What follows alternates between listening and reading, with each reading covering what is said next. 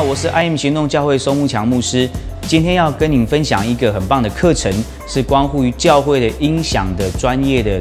同工的培训，叫做异想天开数位音响系统研习课程。这是由基督教论坛报所为教会、为国度所预备的一个课程。无论你是教会的这个音乐的新手、老手，甚至乐手，或者甚至你是传道人，其实都非常适合来上这个课。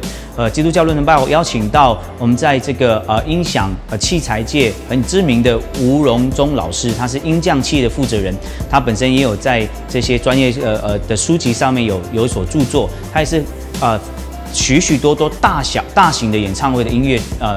音响工程的总监，所以邀请他来教导我们教会的音响声音该如何处理。总共有两次的课程，在2个不同礼拜六。7月16号呢，将会在这个课程里面教导这个声音